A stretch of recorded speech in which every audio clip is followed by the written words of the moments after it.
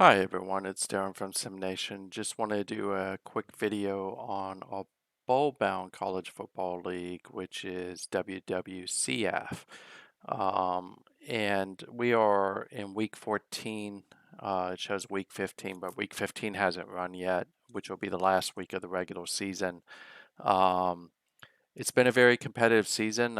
If you like bowl-bound college football, which is of course a Gray Dog software title, definitely take a look at us and then let us know at the links in the video if you'd like to join the league. I will probably say ever since combining GDCFL and WWCF, we've had a very competitive run of it, and I'm really excited about this league. It's probably the most wide open I've seen it in a long time. And of course, we took a lot of good coaches from two different leagues and combined them into one, and that is just driving a lot of competition.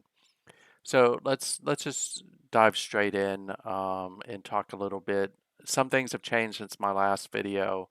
I don't think what hasn't changed is Texas Tech is still number one. We'll talk about them in a second. Mississippi State is number two. So Texas Tech, of course, is Merrill. Mississippi State is Mike Cart. Rutgers is again Merrill coming at number three. Number four is Kevin, who's one of the GDCFL coaches that came over. Number two is a GDCFL team at Mississippi State, but Mike's been a long time coach in both leagues. Number five, of course, is Texas. This is Mike Schmigo. Uh, this is a GDCFL team as well, even though Mike has been in both leagues for a long time. Maryland comes in at number six. They had a big win over Wake Forest, uh, which is entirely unexpected given all the injury issues they have. Rich Troxel comes in at number seven with Stanford. Again, a GDCFL team. He's just done a great job there. If you're looking to join, Michigan is open. It's one of the top open teams in the league. Number nine is Rob, who's done a really good job with Louisville, but I think he finally lost his first game since the last video. At number 10 comes Notre Dame, this is another Kevin team that came over from GDCFL. Louisville also did, but Rob's been in both leagues for a while. TCU, this is Rob again. He's had a really good job with TCU this season. Cincinnati, if I remember correctly, and I've been getting this wrong, I think this is Dave Langen, or this is Sparkon, and he's done a phenomenal job with Cincinnati this year. Illinois is a long-time Mike Schmigo team, and they always do well. 13, I think, maybe one of the higher rankings that they've received in some time, but great job. Florida is hairy. Uh, the SEC is just one of those leagues where they beat up on each other every year, so two losses in the SEC is not a big deal. Rice, this is Mike Cardigan. Rice has just been a phenomenal team for a while now, and maybe not quite the season that he expected, but with all the influx of talent out of GDCFL, I think that changed the dynamic a little bit. Wake Forest is Mike Cart's GDCFL team that came in. A little bit probably a disappointment for them in losing to Maryland. But overall, Wake Forest has had a really good opening season. Marshall's another open team if you want to take a look at them. Alabama, this is Tim. They had the Scarlet Bowl this last week, and looks like Merrill won that. We'll take a look at that in a moment. That's one of the premier games in the season. It's Merrill versus Tim. They do it every year. And Alabama's just made huge leaps under Tim. Arkansas, this is Cardle. Little bit of a down year for them from the GDCFL perspective, but I think he's done a good job of getting them competitive in his first season in WWCF. And I look for that competition to continue, especially as he gets a chance to recruit. Outside of that, I think Ohio State is the only other team on here that's human controlled. But Utah is a team that, if you're looking to join the league, I'll take a look at them as well as LSU. Those are two really good teams. Cal, of course, is Marcus. A little bit of a down year in the Pac-12, but some of the influx of talent at Stanford and Arizona probably changed the dynamic a little bit there. Uh, if we look at the standings, largely conference plays over with. By the next time I do the next video, we'll have had the conference championships and kind of know who's going into the playoffs. And WWCF has a 16 team playoff, 10 conference winners, and then 6 at large. So right now, the conference championship will be Maryland versus Louisville in the ACC. Maryland probably not much of a shock, other than that they've overachieved this year with a lot of injuries. But getting past Wake Forest definitely helped them. Rob's a little bit of a shock. I didn't expect to see Rob win the Coastal in his first year with Louisville. Louisville was a strong team, but I thought that some of the other teams might be able to get past them. Carter down here with Virginia is a little bit of a shock to me, and Harry with Virginia Tech's quite a bit of shock. But again, the ACC Coastal changed very dramatically in the offseason and got very, very competitive. The Big East, Rutgers is no shock. Miller is probably one of the dominant powers on the East Coast, and he won the North, and his reward is he gets to play Cincinnati, which is SparkCon. Um, and that one will be a really, really good game. Just double checking to make sure, because I've had some issues with remembering sometimes. But yeah, that's SparkCon. So I like this game. Can't wait to see it. Notre Dame, no shock. Kevin is just an absolute beast at this game. So he's got Notre Dame competitive in a very competitive conference. Michigan still is living on the days of John LeBlanc, who was a legendary coach still. Uh, so Notre Dame versus Michigan, that's a matchup in real life people pay a lot of money to see. I do like Kevin in that matchup, by the way. Rich, phenomenal job coming in his first season in winning the North out of GDCFL. So that was just a great job there. I'm trying to remember if he's won the Big 12 before, and I don't think so. But his reward is he gets Texas Tech. That's not really a reward, that's a punishment. Miro has his team dialed in. Rich will have his work cut out for him. And I do like Texas Tech to win that matchup, but I think Texas should be able to make it into the playoffs as well as an at-large team. This is Ball State is Harry, Illinois' Mike Schmiegel. They battled it out almost every single season in this conference to see who's going to win the Conference USA's at-large bid. This season may be a little different because if Illinois can finish strong, they may be able to grab an at-large bid if they lose to Ball State. But these two teams are very familiar with themselves. I kind of like Illinois in that matchup right now. Gonna skip over Mac, but Connecticut won the East. Western Kentucky, who really is the team to watch here, won the West. I like Western Kentucky's chances of winning that. I'm skipping over because outside of Army and there's one other team in there, there's not much to say. And Tim probably doesn't want me talking about Army. They had a little bit of a down year. I do expect them to bounce back. Um, when we get to the Mountain West, phenomenal job by Rob with Wyoming. 10-2 is nothing to scoff at. He got past both Miller and me. Miller's at Idaho. I'm at Washington State. His reward is he gets UTEP. He should win that one. Wyoming should snag the conference bid to the playoffs. The Pac-12. This one is a little bit of a shock. Rich won two titles. Not really a shock that Stanford's though. Stanford's a strong team and they came over from the GDCFL. But just so you know, Marcus is a phenomenal coach. Uh, Beating Marcus in anything is definitely a big thing. So managing to win the North, I would say is a big deal for Rich. He should be happy with that. And then Arizona, yeah, Kevin in Arizona, his Arizona squad, they're always a beast. They were a beast in GDCFL. Mike wasn't able to slow him down at USC, and they took the title. So it'll be Stanford versus Arizona. I kind of like Kevin in that one, but Rich has done a really phenomenal job this season, so we'll see how that plays out. Florida versus Mississippi State. This is a little bit normal. Um, these two teams actually know each other. Coaches know each other very well from GDCFL because Florida was one of the powerhouses in the GDCFL, and Mississippi State, of course, was one of the powerhouses. So Harry and Mike Carter know strangers to each other. Of course, Mississippi State probably gets the nod because they're undefeated, but you can never look past Harry in Florida. He's a phenomenal coach. And I think that one should be fun to watch. Montana versus Southern Methodist will be the Sunbelt game. Montana is Rob. He's done a great job with them just in general.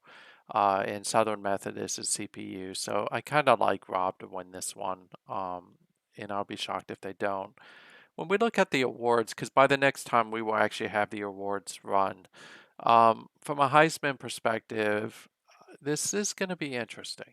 The reason why I say that is uh, for me, the front runners are Farrell out of LSU. It'll be interesting to see if he gets it.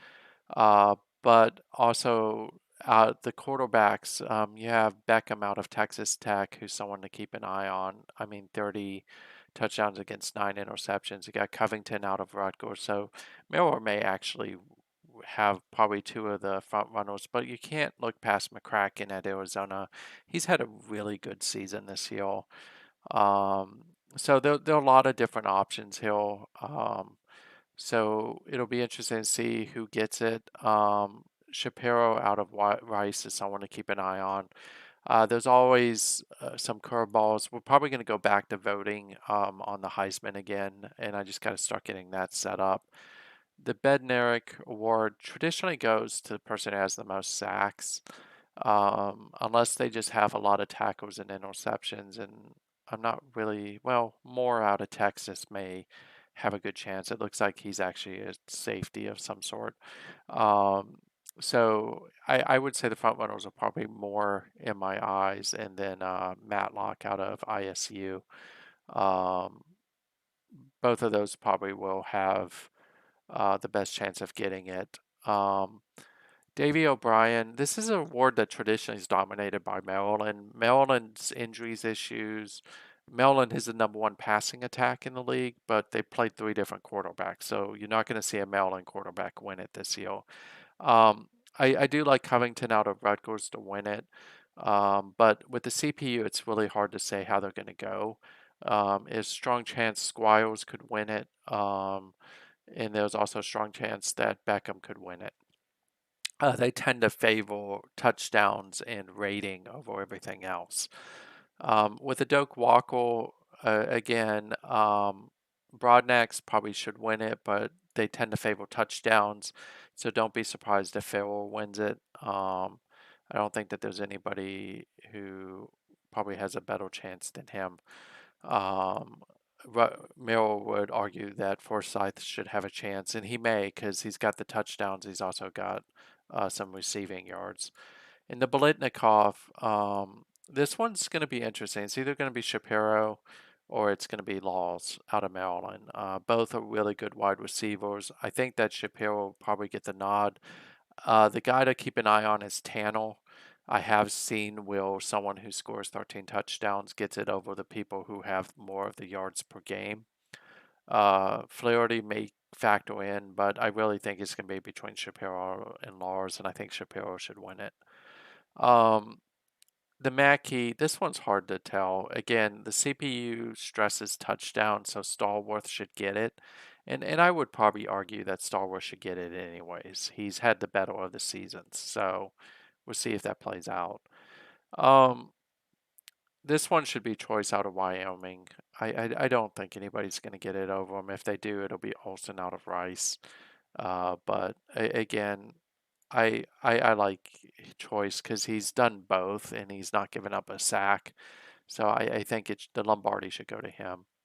For an Outland, again, they stress sacks above a lot of other things. So the reality is, in my eyes, it probably should go to Sullivan, but it's likely going to go to Matlock. The Butkus, again, this is really where tackle and sacks are stressed above a lot of other things, unless they just have a lot of interceptions. And this is for linebacker, by the way, for those of you not as aware of the different positions. But to me, Parks and Bush and Patton are really the guys who should be considered. I do think that more than likely it's going to go to Gates or, yeah, probably go to Gates. Who has the most yards lost? What about Stuffs? Yeah, I probably Davis. But we'll see. I get these wrong. I have never been able to crack sometimes what the CPU is thinking. To me, this one should be really a no-brainer. You've got Franks, Woods, Moore, and Gentry, all who have it. If we look at differentiation, touchdowns maybe, or pass defenses, to me, 4C should be in the conversation, but he's not gonna be. So I won't be shocked if you see Gentry out of USC win it, or Woods win it. None of them have a lot of touchdowns, but Moore's probably going to win it because he's a safety and he's got both the tackles and the interceptions and the pass defenses. So I'll go out on a limb and say Thorpe is going to be won by Moore. Grosas for kickers. Good luck figuring this one out. Really, it's going to come down to who scored the most points. So it looks like Abernathy's in there. Um, let's see who else. Probably Hines out of Louisville, and Martinez out of Marshall. It should go to the best kicker, but it really traditionally goes to the person who makes the most points. And if it were to go to the best kicker, it would probably be Hamrick or Rembert, who would be one of the top two, but it'll probably go to the Louisville guy. Punters could kind of argue who kills, but Ogle is probably my pick for that.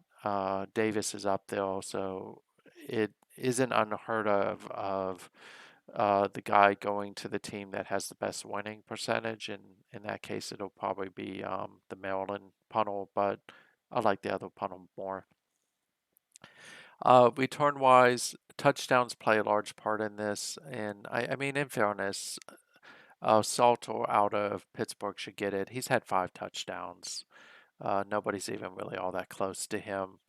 Uh, if you look at the yards per, you could make a case against someone for someone else, but this should go to Salter. So upcoming is the playoffs. So we'll play week 15, then we're into the conference championships, and then by the time I do next video, we'll probably have completed the first week of the playoffs. If we look at the playoff picture right now, Tech is probably going to win their conference. Mississippi State will probably win their conference. Rutgers, Arizona, Maryland, Louisville is going to be interesting. But I would say these top 5 are in, no matter what, even if they lose their conference. Now, if they lose their conference, it's going to create some weirdness. Um, but I think Texas gets an at-large bid. I think Stanford gets an at-large bid. Louisville should be able to get one as well. I think they're safely in. Traditionally, you want to see anyone who you think is going to be in is, where's the points? It traditionally shows this. So GDCSL, traditionally, if you want to make it in, you got to be above 7.7. 0.6, you're stretching it, because what can happen is, unless your season's already over with, like Louisville shouldn't drop too drastically and should be able to stay in. The key is who gets upset in the conference title game. If you're below 6, you're not really guaranteed. If you're above 8, you're pretty much in. There's no way you're not going to be in. So that's kind of it for now. Hopefully you like this. If you want to join the league, we have a lot of good teams open. Just take a look at the link and reach out to me, and we'll talk later. Have a great night.